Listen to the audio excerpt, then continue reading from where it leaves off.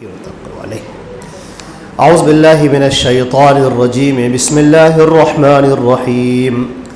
ولو اننا نزلنا الیہم الملائکۃ وکلمہم الموتى وحشرنا علیہم کل شیء وقبلا ما كانوا ليؤمنوا الا ان یشاء اللہ ولکن اکثرهم یجہلون۔ یہ 8واں پارہ ہے اور اللہ رب العزت نے اس میں ارشاد فرمایا، جہاں سے جو شروعات ہو رہی ہے 8ویں پارے کی، کہ اگر ہم ان کفار اور مشرکین کے لیے فرشتوں کا نزول کر دیں اور مردے کو زندہ کر کے ان سے گفتگو کروا دیں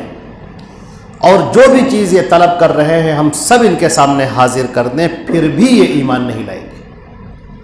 سوائے یہ کہ اللہ چاہے۔ اکثریت ان میں سے بڑی نادان ہے۔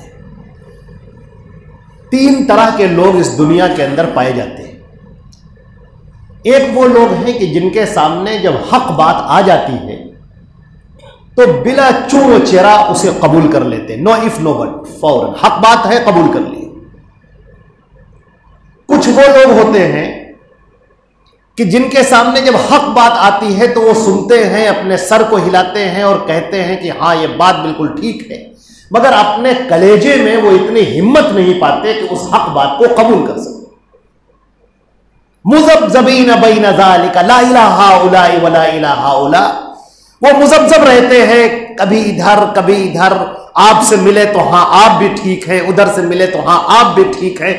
بسا اوقات وہ حق کو جانتے ہیں لیکن قبول کرنے کی ہمت نہیں کر پاتے، اتنے کمزور اور اتنے بزدل ہوتے ہیں۔ اور ایک تیسری قسم ہے جو یہاں پر ذکر کی گئی اس 8ویں پارے کے شروعات میں، یہ وہ لوگ ہیں جو انتہائی سرکش، انتہائی ضدی، انتہائی ہر دھرم اور انتہائی متعصب ہیں۔ یہ حق بات کو جانتے ہیں مگر اس کے باوجود اسے قبول کرنا چاہتے ہی نہیں ہے، بلکہ جب ان کے سامنے کوئی حق بات کا اظہار کرتا ہے تو وہ اس کے اوپر ایسی گفتگو کرتے ہیں، اس طرح سے گفتگو کرتے ہیں کہ یا تو موضوع کو پھیر دے یا اس سے ایسی باتوں کا مطالبہ کرے کہ اس کا کوئی لینا دینا نہیں۔ مثال کے طور پر نبی کریم صلی اللہ علیہ وسلم جب ان کے سامنے گفتگو فرما رہے ہیں تو وہ کہتے ہیں کہ ٹھیک ہے، آسمان سے کوئی فرشتہ اترے، وہ جو جبریل جس کا تم نام لیتے ہو وہ آسمان سے اتر کر آئے اور یہ کہے کہ یہ محمد ہے اور یہ اللہ کے رسول ہے تو ہم مان لیں گے۔ یا ٹھیک ہے، جو ہمارے باپ دادا چلے گئے ہیں ان کے اوپر جو عذاب ہو رہا ہے ان کو زندہ کرو اور وہ ہم کو بتائے کہ ہاں ہمارے اوپر عذاب ہو رہا ہے تو ہم تمہاری بات مانیں گے۔ یا ایسا کرو، جو احد کا پہاڑ ہے اس کو سونے کا کر دو تاکہ ہم لوگ مالدار ہو جائیں، آپ کی بات مان لیں گے۔ معاملہ یہ ہے کہ وہ اس چیز کو سمجھنا ہی نہیں چاہتے جس چیز کی طرف دعوت دی جا رہی ہے، اس کے علاوہ وہ تمام طرح کی گفتگو کریں گے، ادھر کی بات اور ادھر کی بات۔ اللہ رب العزت نے فرمایا کہ اکثرهم یجہلون، ان میں سے اکثر لوگ جو ہے وہ نادان ہیں۔ یہاں پر لفظ جہالت کا جو استعمال ہوا ہے وہ علم کے مقابلے میں نہیں ہوا ہے بلکہ حلم کے مقابلے میں ہوا ہے، یعنی یہ ایسے لوگ ہیں جو بڑے جھگڑالو قسم کے لوگ ہیں اور انتہائی ضدی اور ہر دھرم لوگ ہیں، اور یہ وہ لوگ ہیں جو ایسی گفتگو کرتے ہیں کہ جو معاملے کو اصل سے، حقیقت سے پھیر دے اور ادھر ادھر کی باتوں میں الجھا دے۔ اسی 8ویں پارے میں ایک آیت ہے، وَجَعَلُوا لِلَّهِ مِمَّا زَرَعَ مِنَ الْحَرْثِ وَالْأَنْعَامِ نَصِيبًا فَقَالُوا هَذَا لِلَّهِ بِزَعْمِهِمْ وَهَذَا لِشُرَكَائِنَا فَمَا كَانَ لِشُرَكَائِهِمْ فَلَا يَصِلُ إِلَى اللَّهِ وَمَا كَانَ لِلَّهِ فَهُوَ يَصِلُ إِلَى شُرَكَائِهِمْ سَاءَ مَا يَحْكُمُونَ۔ اس آیت حضرت عبداللہ ابن عباس رضی اللہ تعالی عنہما نے بخاری شریف کی روایت میں فرمایا، اگر کوئی زمانے جاہلیت کے جہالت کو اور ان کی جہالت اور ان کے غلط اور فاسد عقیدوں کو سمجھنا چاہے تو یہ جو سورہ انعام ہے اس کی آیت نمبر 130 سے اور 140 تک کا مطالعہ کر لیں۔ بڑی وضاحت کے ساتھ اللہ رب العزت نے ان کے ایک ایک عقیدے کا ذکر کیا ہے۔ اب آپ یہیں پر دیکھ لیجئے، کفار مکہ اللہ کو تسلیم کرتے ہیں اللہ کو مانتے ہیں، جب ان سے کہا جاتا ہے من خلق السماوات والارض لیقولن اللہ، اگر آپ ان سے سوال کریں کہ آسمان و زمین کس نے پیدا کیے تو یہ کہیں گے اللہ نے پیدا کیے۔ پھر اگر آپ ان سے سوال کریں تو پھر یہ نذر و نیاز ان بتوں کے لیے کیوں، یہ قربانیاں ان بتوں کے لیے کیوں، یہ چڑھاوا ان بتوں کے لیے کیوں، یہ طواف ان بتوں کے لیے کیوں، یہ ہاتھوں سے اٹھا اٹھا کر التجائے کرنا ان بتوں کے لیے کیوں؟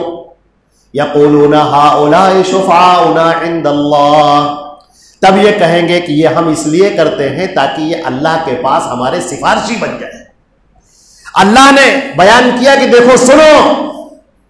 الذین والذین آمنوا اشد حبا للہ، جو مومنین ہیں وہ اللہ سے سب سے زیادہ محبت کرنے والے ہیں، اور جو مشرکین ہیں ان کا معاملہ یہ ہے کہ وہ اللہ کا نام تو لیتے ہیں لیکن معاملہ جب آتا ہے خوف کا، ڈر کا، توکل کا، نظر و نیاز کا، تو پھر وہ اپنے بتوں کے لیے کرتے ہیں۔ وہ اللہ سے اتنا نہیں ڈرتے جتنا اپنے بتوں سے ڈرتے ہیں۔ اب دیکھیے اس آیت کے پس منظر میں، اب اس آیت کو سنیے، وَجَعَلُوا لِلَّهِ مِمَّا زَرَعَ مِنَ الْحَرْثِ وَالْأَنْعَامِ، کھیتیوں کی جو اپج اللہ پیدا کرتا ہے یا جو جانور ہیں اس میں انہوں نے حصے لگائے اللہ کے لیے بھی۔ جب حصے لگائے تو یہ کہا ھذا للہ بزعمہم، یہ حصہ ہے اللہ کے لیے، صدقہ ہے، خیرات ہے، اللہ کے نام پر اس کو خرچہ کریں گے۔ وھذا لشرکائنا، اور یہ ہمارے معبودوں کا حصہ ہے۔ کھیتی میں سے جو نکلا ایک حصہ اللہ کے لیے، یہ حصہ معبودوں کے لیے۔ اللہ تعالیٰ فرماتا ہے اب دیکھو ذرا ان کو تم، فما کان لشرکائہم فلا یصل الی اللہ، جو حصہ ان کے شریکوں کا ہے وہ اللہ کی طرف نہیں جائے گا۔ اللہ کا حصہ، اگر بتوں کا حصہ کم پڑ جائے تو اللہ کا حصہ اٹھا کر اس میں شامل کر دیں گے۔ کتنے ہی ایسے لوگ ہیں جو زکوٰۃ نہیں دیتے، عشر کی ادائیگی نہیں کرتے، لیکن مزاروں کے جانے کے لیے پیسہ سیت کر رکھتے ہیں، ان پر نظر و نیاز چڑھانے کے لیے اور قربانیاں پیش کرنے کے لیے اور وہاں زیارت پر جانے کے لیے وہ پیسہ نکال کر رکھتے ہیں۔ ان کو ڈر ہے کہ اگر ہم نہیں گئے تو یہ ہمارے جو مرے ہوئے جو بابے ہیں اور جن کو یہ پکارتے ہیں وہ ناراض ہو جائیں گے، ہمارے اوپر مصیبتیں آ جائیں گی، ہماری پریشانیاں آ جائیں گی۔ اللہ کا اتنا خوف نہیں ہے، ان کا خوف ہے۔ یہ نام تو لیتے ہیں ایصال ثواب کا، یہ ایصال ثواب کہاں ہے؟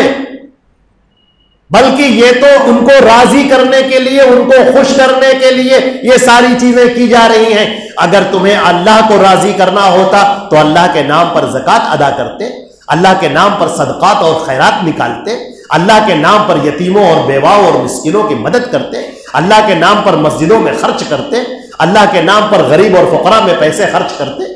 مگر تمہیں اللہ کے لیے نہیں، ان معبودوں کو خوش کرنے کے لیے۔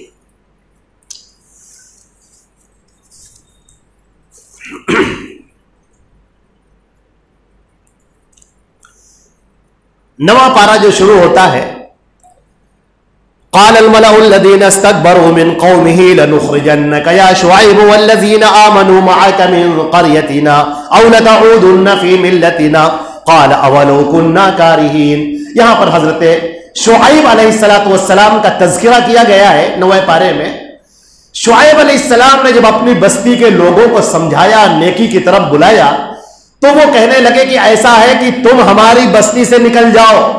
جو بھی تمہارے اوپر ایمان لائے ہیں سب یہاں سے نکل جائے، ہم تمہارا بائیکاٹ کریں گے، یا تو ایک کام کرو ہمارے جو پہلے مذہب تھا اس میں واپس آ جاؤ۔ انہوں نے کہا کہ ایسا ہرگز نہیں ہو سکتا۔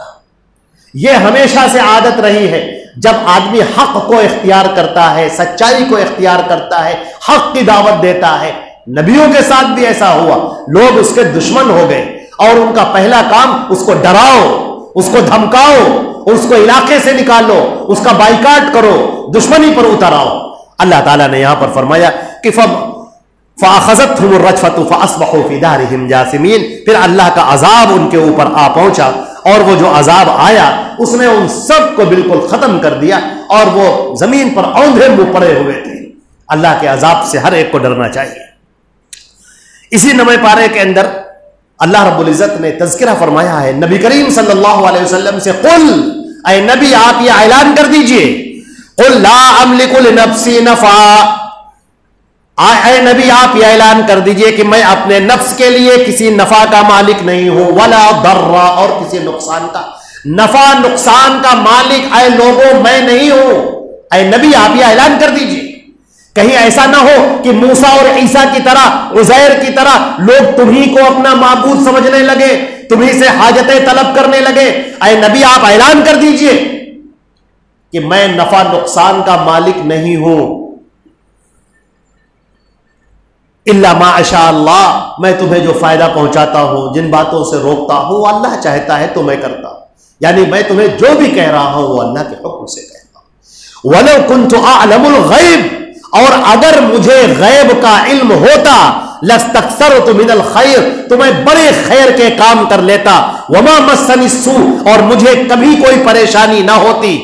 ان انا الا نذیر و بشیر لقوم یؤمنون، میں تو صرف ایک ڈرانے والا ہوں اور بشارت دینے والا ہوں ان لوگوں کے لیے جو ایمان لانے والے ہیں۔ نبی صلی اللہ علیہ وسلم کا کام یہ ہے کہ وہ اللہ کے حکم سے اللہ کے احکامات اس کے بندوں تک پہنچائے، لیکن بندوں کے دماغ میں شیطان نے وسوسہ ڈالا کہ تم اس نبی کو اپنا سب کچھ سمجھ لو، حاجت روا، مشکل کشا، پریشانی دور کرنے والا، عالم الغیب، ہر جگہ حاضر و ناظر، تم پکارو تو وہ آ جائے، تم درود پڑھو تو وہ انسان کی شکل میں وہ آ جائے اور آ کر تمہاری مدد کرے، وغیرہ وغیرہ۔ اس طرح کے خرافات شیطان مردود ان لوگوں کے دماغ میں ڈالی۔ اللہ نے کہہ دیا کہ آپ بتا دیجئے کہ میں ڈرانے والا ہوں، میں بشارت دینے والا ہوں، میں جہنم سے ڈراتا ہوں، جنت کی بشارت دیتا ہوں، اللہ کے احکامات تم تک پہنچاتا ہوں۔ مالک، آقا، رب وہ ہے اللہ جل جلالہ، وہی سب کچھ کرنے والا ہے اور وہی سب کچھ عطا کرنے والا ہے۔ اللہ رب العزت ہم کو اور آپ کو عمل کرنے کی توفیق عطا فرمائے۔ وآخر دعوانا الحمدللہ رب العالمین، والسلام علیکم ورحمۃ اللہ وبرکاتہ۔